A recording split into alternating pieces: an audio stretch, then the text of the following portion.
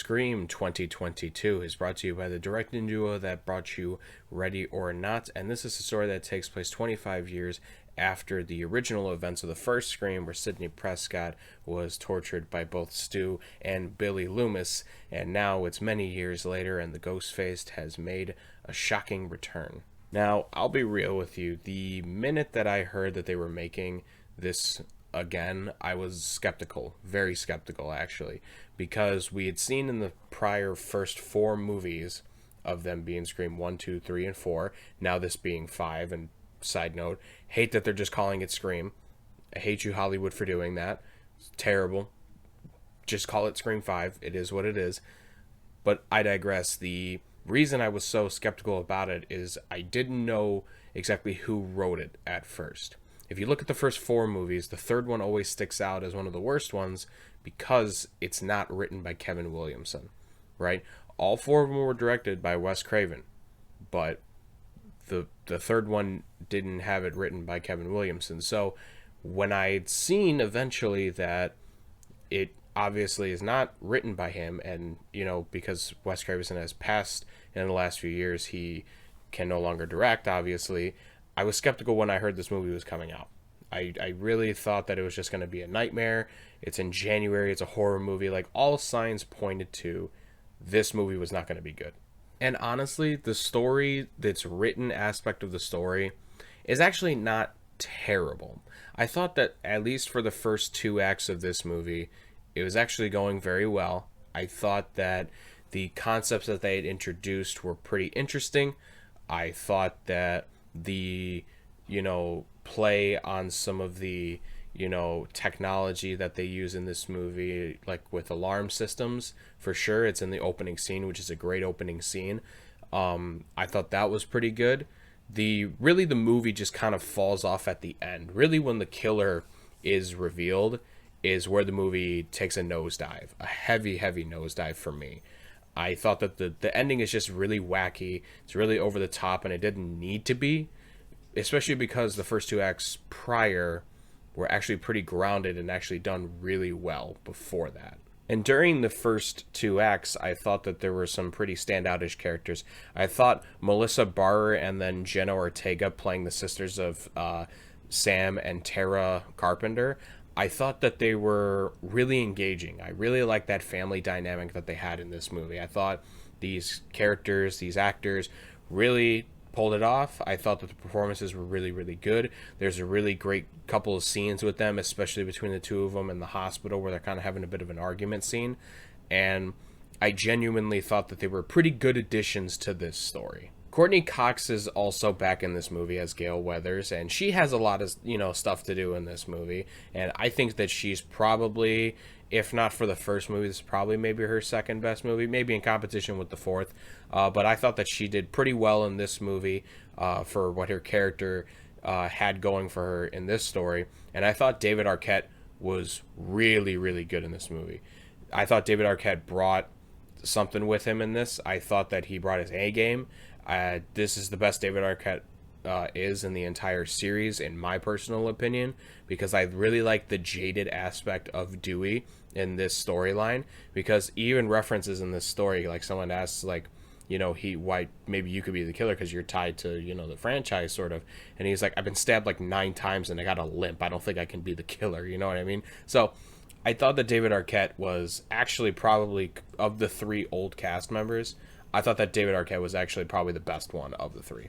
And now we get to good old Sidney Prescott, the franchise's star, the main person that you really watch these movies for. I thought it was a bit of a disappointment. I'm not going to lie to you. I feel like she's basically a glorified cameo, and I think that's only brought down to because this isn't really her story in a way. This is mostly Sam and Tara's story. But we go to see Scream because of Sidney Prescott. So, in my humble opinion, it's fine to have new additions to the story and to progress the story with those new characters. I think that's a great thing. However, again, if you bring Sidney Prescott back into the fold, the fans of the series are gonna expect Sidney to be in the movie at a pretty decent amount. At least for me personally. Scream is one of my favorite movies of all time. It's definitely one of my favorite horror movies, obviously. But when I watch this movie and then I see Sydney, she's there slightly in the first two acts. Like, she's kind of there, kind of not there. And then she shows up at the end, and then she's kind of over. So it's like they kind of did a cash grab with her specifically, and that's really unfortunate because, again, the series is predicated on Neve Campbell as Sydney Prescott. That it is her franchise. And along with the other characters in this movie, they're fine. Like, they're not great. Like, honest to God, I think there actually might be a little too much of these characters. Tara kind of has her own little friend group, and I can't really remember most of the names other than Wes and Amber, and I only really remember Wes's name because, it's paying homage to, obviously, Wes Craven. But these characters in this friend group, most of them could have been axed for sure. They didn't need to be in this story. At least most of them needed to be in this story. Amber for sure should have been in the story because she's like, tethered to Tara because she's her best friend, obviously, and she has a good amount of screen time in this movie with her. But people like Wes for sure, I mean, he didn't really do much. The twins of Randy's sister, basically Randy's nephews, they really didn't have much to do.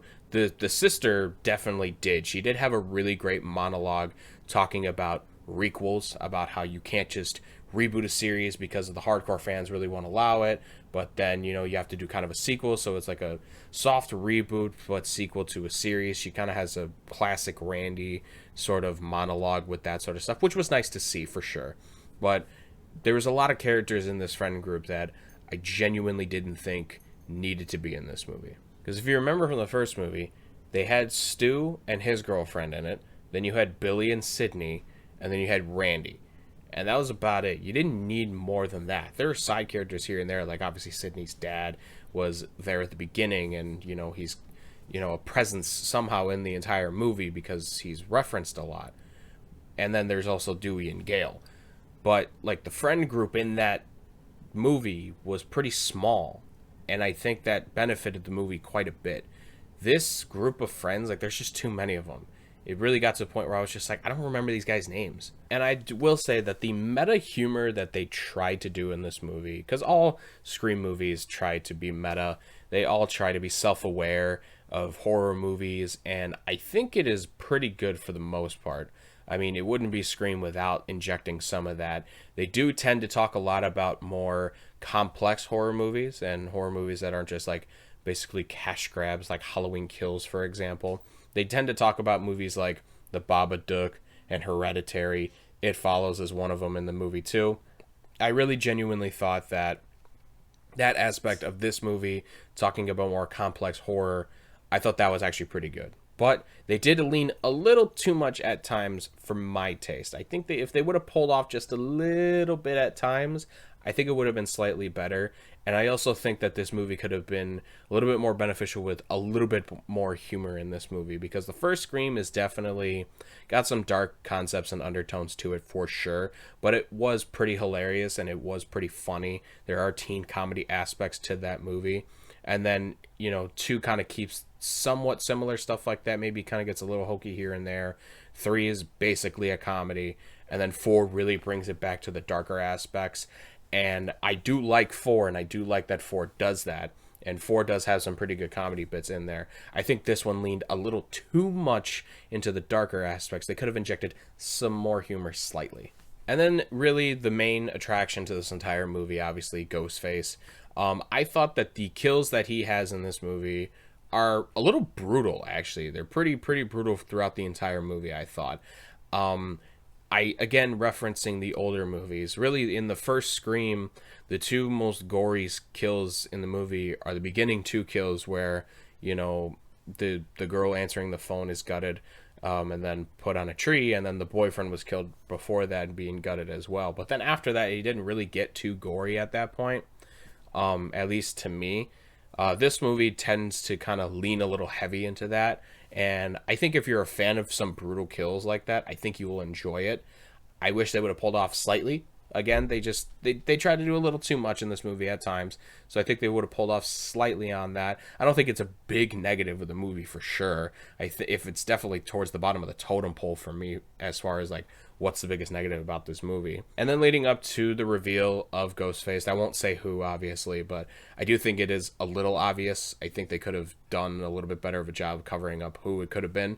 But definitely Ghostface does have some shining moments in this movie for sure. In the end, I think Scream 2022 is a fine addition to the series.